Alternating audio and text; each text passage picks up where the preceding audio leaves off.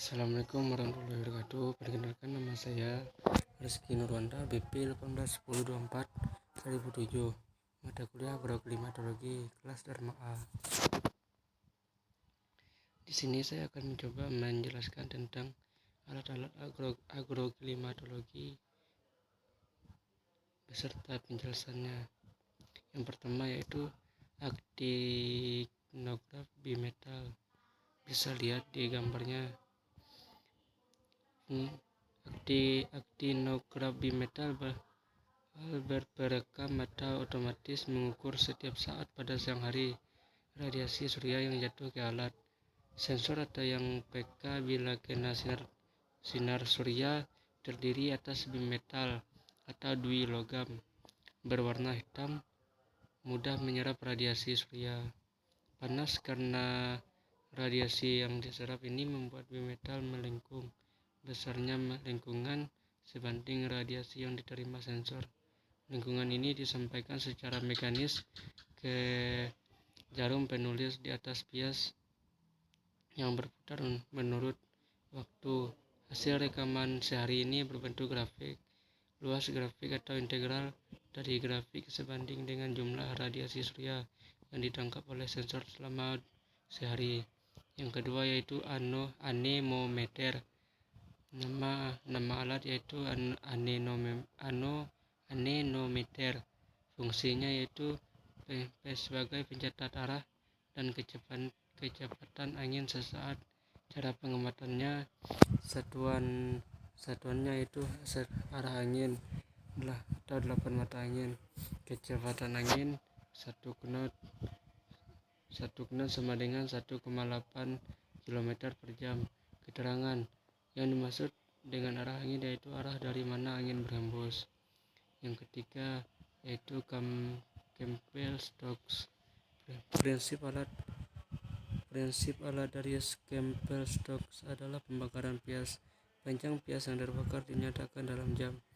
Alat ini mengukur lama penyinaran surya hanya pada keadaan matahari terang saja pias terbakar, sehingga yang terukur adalah lama penyinaran surya terang. Pias ditaruh pada titik api bola lensa. Pembakaran pias terlihat seperti garis lurus di bawah bola lensa. Kertas pias adalah kertas khusus yang tak mudah terbakar kecuali pada titik api lensa. Alat dipasang di tempat terbuka. Tak ada halangan ke arah timur matahari terbit dan ke barat matahari terbenam. Kemiringan sumbu bola lensa disesuaikan dengan letak lintang setempat. Posisi dan alat tak berubah sepanjang waktu, hanya pemakaian pias dapat diganti-ganti setiap hari. Ada 3 tipe pias yang digunakan pada alat yang sama, yaitu pias waktu matahari di ekuator, pias waktu matahari di utara, dan pias waktu matahari di selatan. Yang keempat yaitu penakar hujan Hellman. Alat ini merupakan penakar hujan otomatis dengan tipe sifon. Bila air hujan terukur setinggi 16 mm, sifon akan bekerja mengeluarkan air dari tabung penampung dengan cepat. Kemudian siap mengukur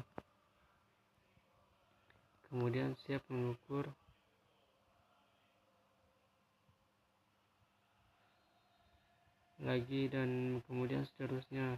Di dalam penampung terdapat pelampung yang dihubungkan dengan jarum pena penunjuk yang secara mekanis membuat garis pada kertas pias posisi dari tinggi air hujan yang tertampung.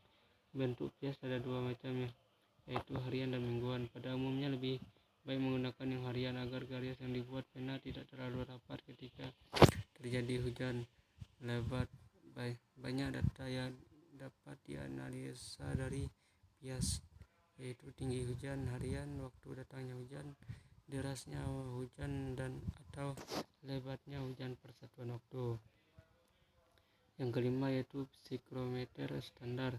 Alat mengukur kelembapan udara terdiri dari 2, yaitu termometer bola basah dan bola kering. Pembasah termometer bola basah harus dijaga agar jangan sampai kotor. Gantilah kain pembasah bila kotor atau daya airnya telah berkurang. 2 minggu atau sebulan sekali perlu diganti tergantung cepatnya kotor. Musim kemarau pembasah cepat sekali kotor atau debu oleh debu. Air pembasah harus bersih dan jernih. Pakailah air bebas ion atau Aquades. Air banyak mengandung mineral atau akan mengakibatkan terjadinya endapan garam pada termometer, bola basah, dan mengganggu pengukuran. Waktu pembacaan terlebih dahulu bacalah termometer bola kering, kemudian termometer bola basah. Suhu udara yang ditunjukkan termometer bola kering lebih mudah berubah daripada termometer bola basah. Semua alat pengukur kelembaban udara ditaruh dalam sangkar cuaca terlindung dari radiasi surya langsung atau radiasi bumi serta hujan. Yang keenam yaitu termometer tanah berumput. Fungsinya sebagai pengukur suhu tanah berumput. Satuannya derajat Celcius. Keterangan: kedalaman 0 cm, 2 cm, 5 cm, 10 cm, 20 cm, 30 cm, 50 cm, dan 100 cm. Benda kuning pada termometer 50 cm dan 100 cm adalah parafin yang berfungsi agar ketika alat tersebut dibaca agar suhu tidak berubah.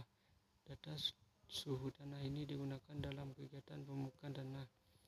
Yang ketujuh yaitu termometer minimum rumput. Fungsinya untuk mengukur suhu minimum rumput pada suatu periode pengamatan.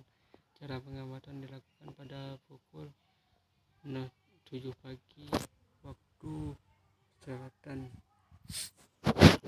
Jika suhu turun, alkohol akan menyusut dan naik. Permukaan alkohol akan naik, sedangkan indeks tetap tertinggal menunjukkan skala terendah yang dicapai suhu udara setelah dilakukan pengamatan. Posisi indeks harus dikembalikan ke posisi suhu pada waktu itu. Termometer apung. Fungsi yang mencatat suhu maksimum dan minimum air yang terjadi selama 24 jam. Cara pengamatan: suhu maksimum ditunjukkan oleh ujung kanan indeks INDS dalam termometer atas, dan suhu minimum ditunjukkan oleh ujung kanan indeks dalam tabung bawah. Untuk menyetel kedudukan indeks kembali sama dengan setelah suhu dibaca digunakan magnet batang. Yang kedelapan yaitu termohigrograf, menggunakan prinsip dengan sensor rambut untuk mengukur kelembapan udara dan menggunakan bimetal untuk sensor suhu udara. Kedua sensor tersebut dihubungkan secara mekanis ke jarum penunjuk yang merupakan pena penulis di atas kertas bias yang berputar menurut waktu. Alat dapat mencatat suhu dan kelembaban setiap waktu secara otomatis pada bias melalui suatu koreksi dengan psikrometer kelembaban udara dari saat ke saat tertentu.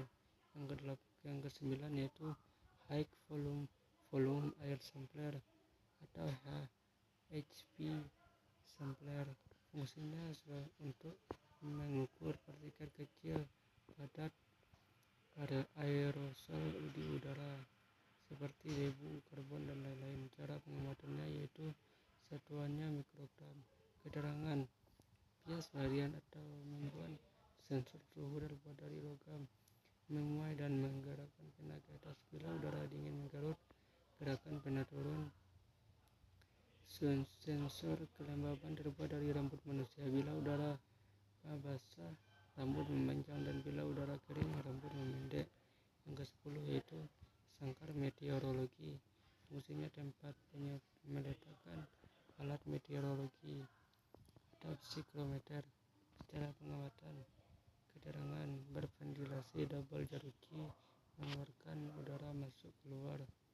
Kegunaan: menahan tiupan angin kencang, menghindari radiasi matahari, menghindari tetesan air hujan, dan menghindari penjalaran radiasi suhu lokal baik dari udara maupun dari tanah. Hal yang perlu diperhatikan yaitu pintu sangkar harus menghadap utara selatan sangkar harus dicat putih agar memantulkan cahaya. Yang ke-11 yaitu penakar hujan, observasi. Fungsinya yaitu mengukur curah hujan. Cara pengamatan: buka gembok pada keran penakar hujan OBS. Letakkan gelas penakar di bawah corong atau keran. Kemudian buka keran pelan-pelan. Tunggu sampai air di bak penampung habis. Baca jumlah air hujan yang tertampung di gelas ukur dan catat hasilnya. Jika diperkirakan jumlah curah hujan melebihi 25 mm sebelum airnya mencapai skala 25 mm, tutup kerannya. Kemudian lakukan pembacaan dan catat hasilnya. Yang ke-12 yaitu panci penguapan. Fungsi sebagai pengulur penguapan air langsung dengan satuan milimeter. Cara pengamatan: ukuran tinggi alat 25,4 cm, diameter alat 120,7 cm. Keterangan: alat ini dilengkapi dengan termometer air Sig Bellany, counter anemometer tinggi 0,5 meter, dan alat pengukur tinggi permukaan air Hooke Gauge. Pengukuran jumlah evaporasi dilaksanakan 1 kali setiap hari pada jam 7 pagi waktu setempat. Yang ke-13 yaitu Hooke Gauge dan Steel Well. Fungsinya sebagai alat untuk mengukur perubahan tinggi permukaan air dalam panci. Cara pengamatan Hooke Gauge. Alat ini berupa batang berskala dan bersebuah skrup ulir yang berada pada batang tersebut digunakan untuk mengatur letak ujung jarum pada permukaan air dalam panci. Skrup ulir ini berfungsi sebagai mikrometer dengan 50 bagian skala. Satu putaran penuh mikrometer menunjukkan perubahan ujung jarum jam setinggi 1 mm. Steel well bejana ini membuat air dalam bejana menjadi tenang dibandingkan dengan air pada panci, sehingga penyetelan ujung pancing dapat lebih mudah dilakukan. Yang ke-14 yaitu lysimeter. Fungsinya untuk mengukur evapotranspirasi. Cara pengamatan yaitu sedot air perkolasi dan diukur jika